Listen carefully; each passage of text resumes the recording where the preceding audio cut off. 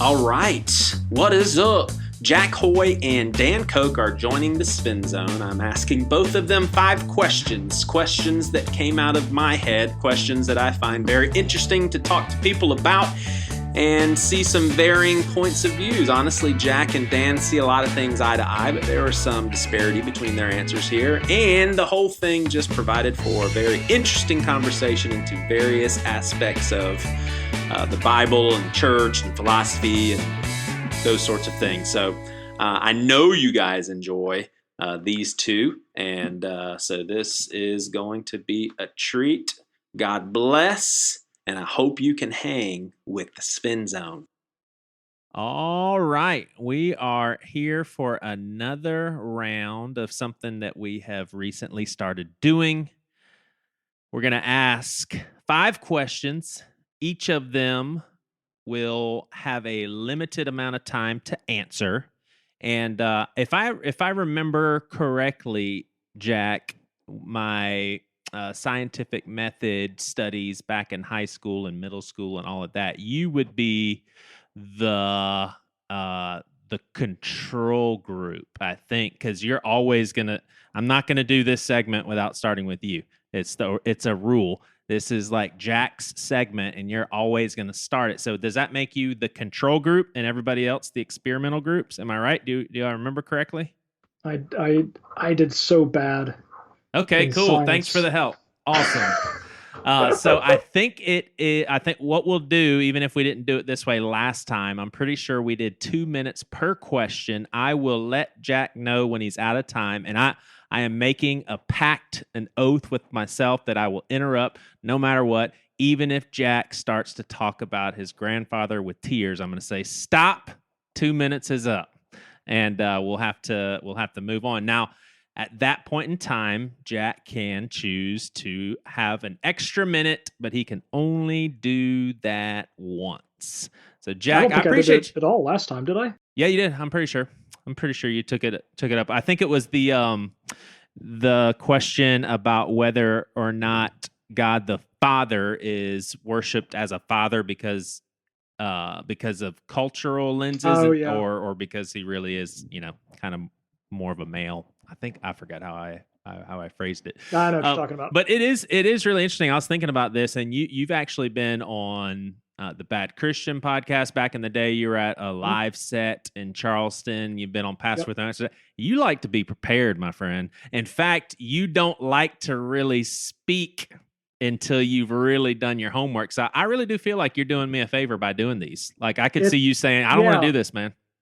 It's interesting. It's a lot of the stuff that we've done here at Seacoast, and also just personally with the Enneagram, right? So, testing as a 5 and learning more what that means has actually really helped me understand, like, oh, so that's why I take forever to process. That's just how I am. I had thought that, like, maybe my brain just doesn't work very well in terms of processing things quickly, because other people seem to have answers way faster than I do. Yeah. So no. All that to say, no, I don't especially like this format, but I do it because we are friends. Well, and I mean, is there a part of you, because you're so academically motivated, you're like, this is good practice, like this is good, like this is good for me? Yeah, no, it's I do think it's a good thing to do. It's the danger for me is that because I take a long time to process, and because I'm a verbal processor, my fear is that I'm going to talk and talk and talk, and then come to the end of the 2 minutes and go, and now to sum up, I believe the opposite of what I just told you. All right, well, let's not hesitate. Feel free to ask for more clarification, because I am not the best question asker. I come up with some awesome questions, I'll say that, but I don't articulate them well. All right, so here's the deal. Christians are notorious for this, and I don't fault them for it. I've done the same thing myself, but they do this whole thing of, Jack, you have a son. You know how it would feel to sacrifice your son. You would never do it, and yet that's exactly what God did for you. Is that in the supernatural realm, given our understanding, our limited understanding of God, do you think that is a fair jump to make? I do not. I don't think that we can understand the Trinity. I believe in the Trinity, but if it's true, then all these three have been hanging out forever. They're all God. I don't see it on the same level as me putting William on a sacrificial altar and sacrifice him. I don't see it. Is that a good analogy to make? So I think that any analogy of God is going to necessarily fall short just because of the fact that you're trying to make an analogy for a being who is beyond our understanding in every sense, right? So the only way we know anything about God is by what he has revealed to us, either through the world or through special revelation, um, through his word, his prophets, that sort of thing. And so analogies are helpful. I think where a lot of people get tripped up is that they forget that at some point every analogy breaks down. Yeah.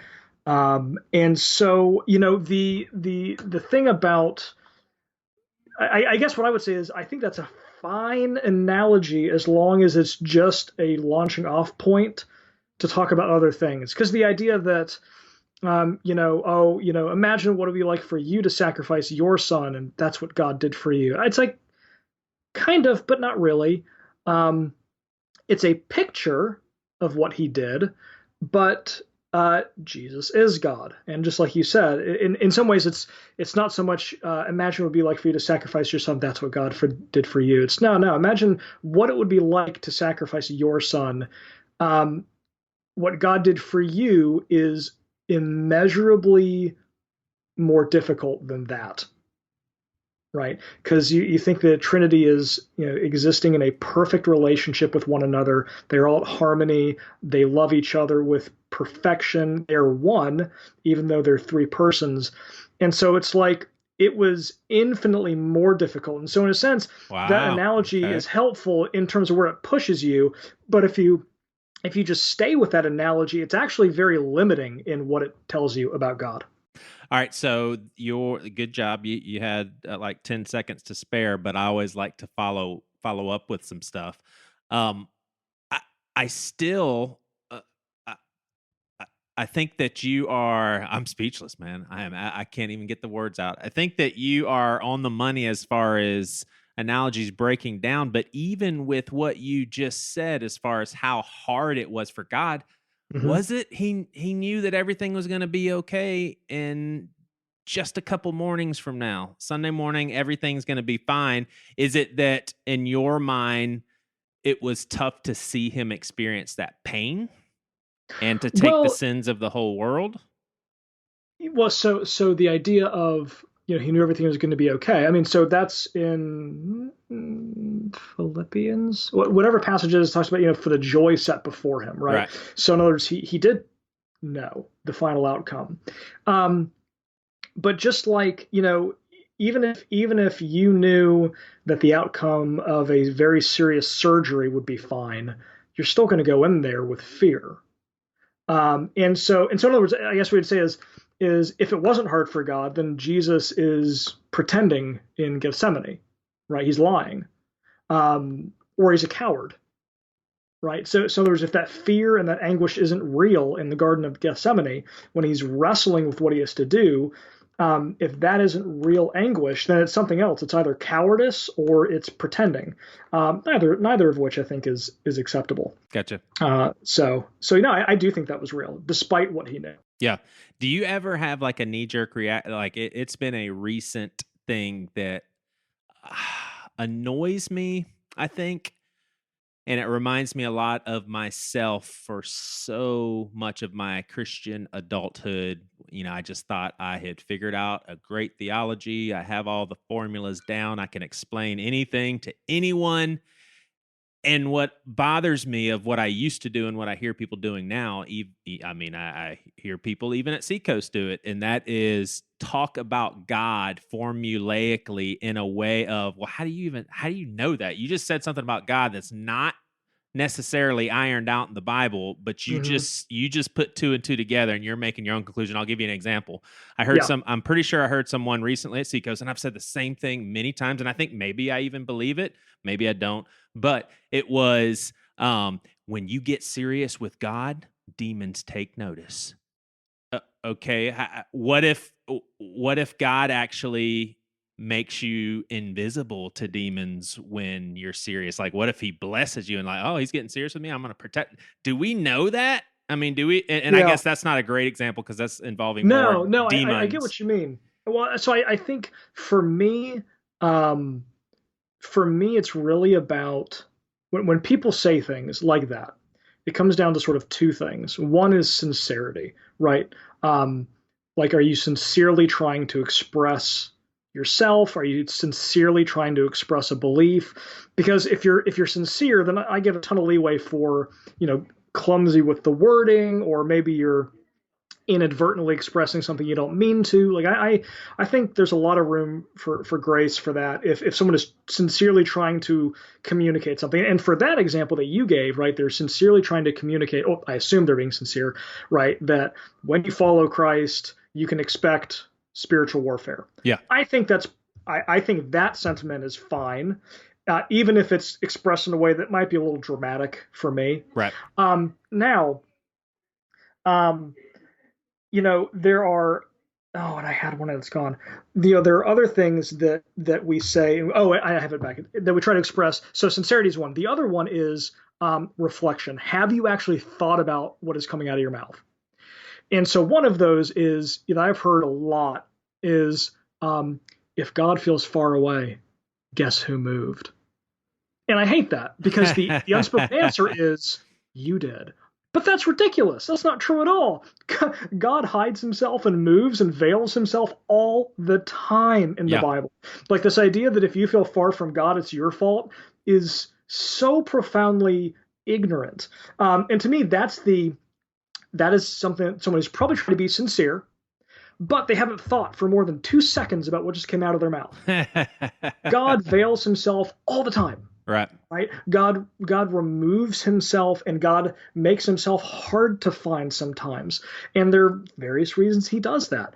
And so it's like there's the sincerity, and then there's the reflection. Are you sincerely trying to express something that you believe is true? And then have you thought about it for more than 5 seconds to think about whether it is true? So be a little more responsible with what you say, kind of. I feel like that's a good policy for all things. It's kind of a universal thing here. When you talk, just be a little more responsible. I'm with you. All right, next question, 2 minutes. Yep. Does God change his mind? No, that is an anthropomorphism. So anthropomorphism. I know what you mean because I'm really smart, but explain that to our dummies. Sure, for everyone other than Joey. Anthropomorphisms are basically ascribing human characteristics to God. So when we say the hand of God did something, we're not saying that God literally has physical hands. Now that people's like, but so Jesus isn't God? That's not what we're talking about. So don't be stupid. When we say God, like God the Father, right? The God that the people worshipped in the Old Testament, the God that we pray to, right? The member of the Trinity, the transcendent God the Father who has no body. He has no hands, and yet we speak of the hand of God. Anthropomorphisms are ways for us to understand a being who is beyond our understanding. And so when you find in the Bible things like God regretted something he did, or God changes his mind, those are not expressions of actual things God is doing. That is the closest approximation to our ability to understand what that would be like for God. Yeah. Right. So from our perspective, it looks like God is changing his mind, but that's because we can't really conceive of a perfect being doing something that he knows isn't going to work and then doing something else. To us, that's changing your mind. To us, that's regretting. But it's not that for God. But we also don't really know how to talk about that when it comes to a perfect being. Why would I was actually having this conversation with someone last night in my Genesis class, or 2 nights ago. And she's like, it doesn't make any sense to me why God would create humans and then kill them with a flood if he knew that was going to happen. And so anthropomorphisms are just this way of us trying to express in human terms what is happening with the person of God. Nice. Awesome. Third question. Did Seth or any of his siblings, kids of Adam and Eve, have to basically get it on with a sister, like a biological sister? I don't even mind saying if if a literal translation of Genesis and Garden of Eden and all of that is seen as historical, is there Yeah. any other way for that to have happened?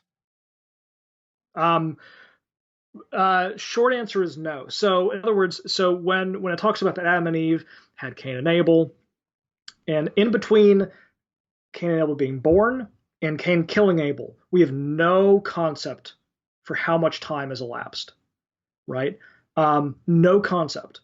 Or between, you know, Seth being born and the murder of Abel, right? Like, so in other words, these things that are happening, right? Adam lived for, I think, 930 years. When did Cain take a wife? Right? It's not just that Cain took a wife. When did he take a wife? So it could have been a sister. It could have been a distant cousin. Because if all these people are having kids, right, and human civilization is growing, again, assuming a literal reading of the Genesis account, then if you read it literally, then yes, they basically have to procreate with family members. But it doesn't have to be sisters. They do. I mean, there's no other option. Unless you believe that God also specially creates a bunch of other people. But then, like all of this is speculation. Right. But yeah, if those are the only people, your options are pretty limited. And so, yeah, short answer is, assuming a literal reading of Genesis, the only way, and assuming that God did not specially create other people, the only options for marriage would be siblings or relatives. Gotcha. All right. Demons rebelled in heaven. Can you explain to us why theologically that is not possible for humans to do after the end of all things? So this time, 1,000,000 years from now, if we're all in heaven chilling, like, what is it about us that can't do that again? Okay, I don't think I'm going to take my extra minute for this one. I think I can do this. All right. So one of the things that I think people get wrong or misunderstand about Eden, right, like before sin, and heaven, when they think about those two things, is to assume that heaven is basically a return to how things were before sin, and that's not true. Wow. Heaven is something different, or at least the new heavens and the new earth, right? Like after the final judgment, eternity, that is something different. In the Garden of Eden, you have animals eating each other. You have, these natural things happening. But then in heaven, one of the images is the wolf laying down with the lamb. This idea that relationships between animals are somehow new and different. So when you go back to the beginning, there is sort of the possibility of sin. And for some reason, that possibility doesn't seem to be present in eternity. And I don't know how to describe what that means or why that is.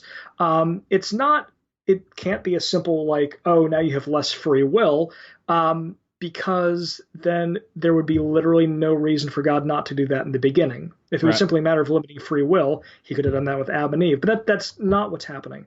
There's something about being restored, and this idea that, it talks about in Revelation that the tree of life is there and that the leaves are for the healing of the nations. There's something about the healing that happens when we go into eternity that just removes, I guess, even the faintest desire for sin. And I don't know how to express how or why, but that seems pretty clear to me from the Bible. Nice. So, I mean, I've even thought about it this way, like, maybe our free will doesn't go away, and it sounds like you said something similar, but maybe that choice is off the table. And so, well, it's I think when you go through a very significant life change that completely reorders your priorities, right? Like when you have kids, and suddenly things that were important to you literally don't matter anymore. Right. And suddenly things that would have, I mean, like one of the weirdest things to me right after my first was born was like, I don't mind getting puked on.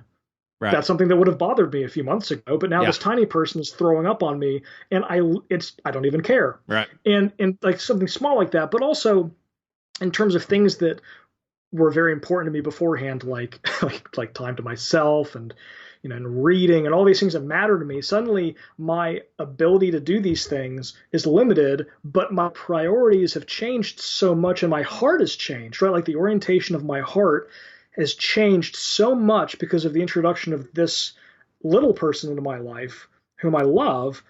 It's like my heart has changed. And so the way I approach things has changed, and things that I cared about, suddenly I don't. And choices that I used to want to make no longer have any appeal to me. Yeah. And I think it's something sort of like that, right? Like where we are so profoundly changed that I would almost say that the possibility of sin is still there, but the desire is gone. Gotcha. Right? Like, could you sin? Maybe, but you won't, because your heart has been so profoundly reoriented towards God and there's no going back. Yeah. I mean, would you be comfortable with saying, like, let's say this is God speaking and he's like, look, I needed to start things off with the choice to have knowledge of good and evil. I knew you would choose that, and I needed that to happen so that you could know throughout all eternity what you are being spared from. Well, I would say everything before the so that. Yeah. Like, I don't know what the so that is. I know, to me, it's clear that for God, a fallen world redeemed was better than a perfect world that never fell. So if you believe that the purposes of God are accomplished, right, and the will of God cannot be thwarted, then to me what that means is, and that's not to say that people don't go against the will of God. They do. We do grieve him. But if you believe that in the end, all of God's purposes are fulfilled, then to me, basically what you're saying, right, everything that has happened was necessary, but the so that is what I don't know. Gotcha. I don't know why. Yeah. And then to me, that is something that is very difficult to understand. Why? Presumably, an all-powerful being could make things so that everyone would choose him through their own free will without it being impinged upon, and that sin would never happen. Presumably, a perfect and all-powerful being could do that, but he chose not to. And I don't want to minimize the fact that he chose not to. I don't want to hide from that. And that's it's the so that, the why. So why did he do things that way? I don't know. Right. All right. Last question. And I think there's an element of pride in your heart, Jack, that you don't want to take that extra minute. I mean, I think you're like, if I can get through this without taking that extra minute, I'm better than the other person. And that's cool. I like that. All right. So, oh man. Is God ever okay with, or has he been okay? Is he okay ever with polygamy? Oh man. Okay. Taking the extra minute. Well, maybe. I don't know.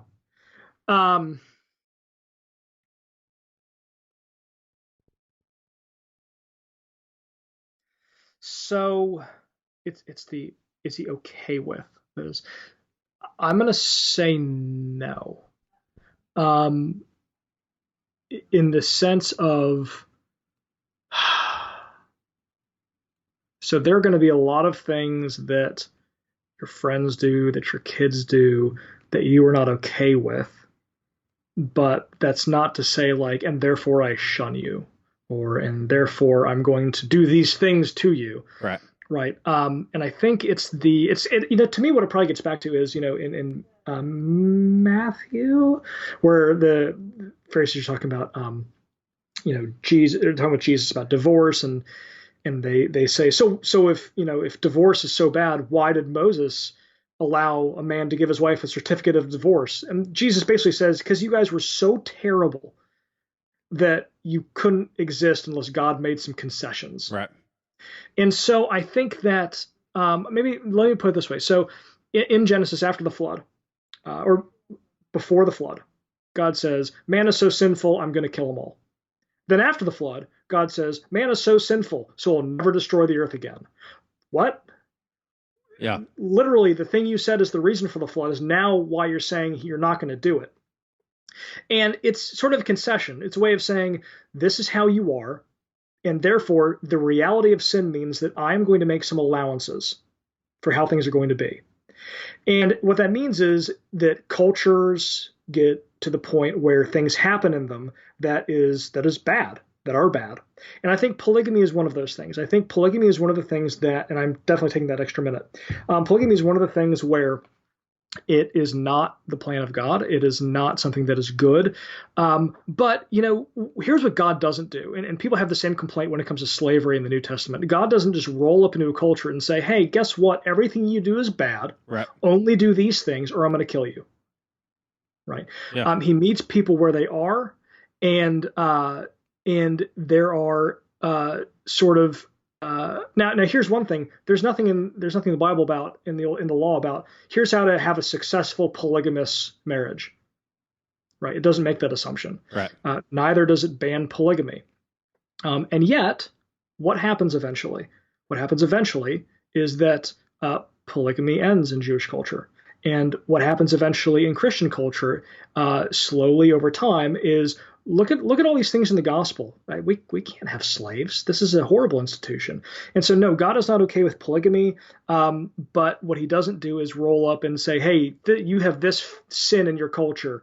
Get rid of it immediately or I'm not going to deal with you. Yeah. Right? Because we'd never be able to meet God where he is. Yeah. Awesome. I kind of put that in the same category of you and I both know that we can't respond. Well, I guess we can, but then it would be overbearing, which I guess proves my point. But if I did something every single time my kid whined, I would basically have them on lockdown.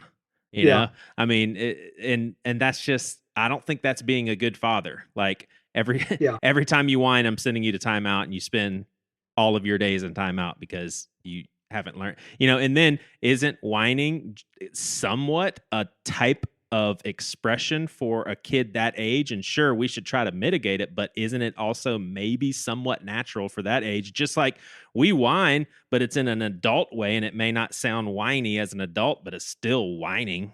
Yeah, right. Yeah. All right, so grade me on these questions as far as challenging. A, B, C, D, F. Well, I mean, like if I think about the most horrific thing you could possibly ask me, these are probably C. But it's like in terms of like some of the questions you can roll up in here with, like, yeah, hey, listen, these were not so bad. They're in terms of like things that would make me break out in a sweat once you asked me, these are like C. But in terms of things that I think are really good, interesting questions, I think they're definitely all B's and A's. Now, would you break out in a sweat because of your reputation, your job, and all of that stuff, or break out in a sweat because you're like, I have no idea? No, neither, but closer to the first. Yeah, I wouldn't do that to you, homie. The internet is a hellscape from which we're all desperately trying to escape, and it's more of the I care very much about expressing myself clearly and thoughtfully. And so questions that are minefields, it's not so much I don't want to answer them, it's that I want to make sure that these are things I've thought about. Yep. Makes sense. Jack Hoy, I appreciate it, man. Yeah, anytime. Love doing these.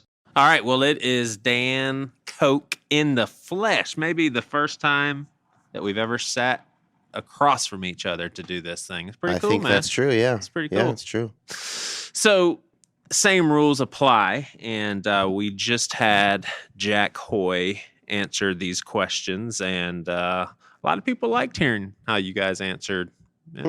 People put a lot of stock into what you say, Dan. Wow. Does that make you nervous or happy or both? Maybe a little bit of both. Yeah. All right. Well, basically, you will have 2 minutes for each question. And for one of the questions, you can opt to get an extra minute. And you can tell me at any point. How many questions? There's going to be 5 questions. Okay. Yep. And the first question, let's see. All right. Taking in consideration what the gospel narrative is traditionally, we read about a father who made a sacrifice that you wouldn't make that for anyone. Like you would never sacrifice your son. So they just make that leap of God did something that we can relate to but would never do. And my question to you is, did it really feel to God like sacrificing his son in the same way that if I decided I need to sacrifice William for God and I lay him down on an altar and sacrifice him, that's what God did to Jesus. That's how it felt to him, because I can't imagine it. So the question basically is, can you make that jump? Because I stopped believing in all that sentimental stuff, because I'm just like, there's no way it's that simple. I have no idea what it felt like to be Father God sending his son, especially with all the Trinity implications here. Yeah, I mean, if your question's not about that particular atonement theory, right, as compared to other ones, so just leaving that aside, if the question is really about, does God suffer in a way like we suffer, I think that God does in fact suffer. Yeah.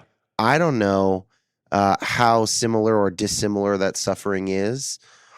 Certainly, I think the more we anthropomorphize God, the less close we are to probably accurate description of God, right, because in some sense, God is surely beyond our language. But if you're asking me, does God experience suffering for the sake of loving his creation? Yes, I believe that God does. Okay. Yep, that makes sense. So you would say it's not altogether far-fetched to talk about it in that way, that there's some truth to find there, probably. Yeah, I mean, Dale B. Martin, New Testament scholar, says that, you know, when he confesses he descended into hell as part of the Nicene Creed, yeah, Martin says, look, that's just another way of saying there's no place, there's no suffering, there's no darkness, there's nowhere in the universe or in the personal experiences of people that Christ does not go with us in our suffering. Yeah. So I would affirm a very robust notion of God's suffering. Yeah. Yeah. Nice. All right. Well, sticking with God, does he change his mind? Does God change God's mind? I don't know. I'm pretty, I'm an open theist, and I'm pretty interested in process theology, but I don't know quite enough about it yet to have an opinion one way or the other. But one of the things that process theologians say is that God is changed, and I guess all open theists would say this to some degree. God is changed by history. Yeah. God is affected in some way, and then any kind of effect is change. Doesn't mean that God's immutable essence has changed, right, but something about God's, even if we just say God has now experienced this moment in time, just like we have, right, that's a change. Yeah. So I would say, insofar as does God decide to do something different, one based on stuff that happens? Yeah, I think probably so. If does God's main purposes ever change in terms of how God feels about you? Does God change God's mind about what God feels about people? No. Right. It's always unconditional love. It's always towards peace and justice and harmony, but God might take different steps based on what happens in time. Nice, man. It's funny. I am thinking of questions to do next time around based on your answers. Yeah, I see you taking some notes there. I love the conversation of, does God have emotions? That is just so fascinating, because anthropomorphizing, how do you say it? Anthropomorphizing. Yeah, when you do that to God, obviously you have to describe emotions. I mean, the narratives, but he does, and then involving this same question is, does he experience moments at a time? Because that's where emotions come from, is, oh, I'm in a situation, it's changing the way that I feel. I think that God can't experience emotions the same way that we do, because our emotions are located in our brain.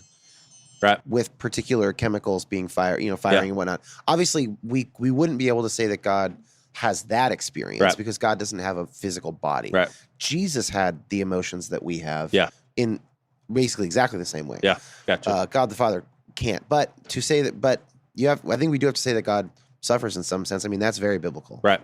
You're doing a good job, Dan. Thank you. Very good. Thanks, All Joey. right. Did Seth or one of his brothers get it on with one of their sisters? Is this a Genesis question about limited people on the earth? Yep. I don't think that Seth existed. You don't think that So, Seth no. existed? Okay. So I don't basically, think Noah existed. right. Where does history start in the Bible as far as you're concerned, as far as actual people? I don't know, and it's a question I'm really interested in, and I could probably do a lot more reading about it to come to a better opinion. I'll say this: what needs to have happened to me is the only thing that needs to have happened historically is the exile. Yeah. Into Babylon. Yeah. If that could be proven to not have happened, which I believe there's tremendous evidence that it did happen. If that were to not have happened, I would be like, okay, this whole thing is a bunch of crap. Right. I would guess that, I don't know, man.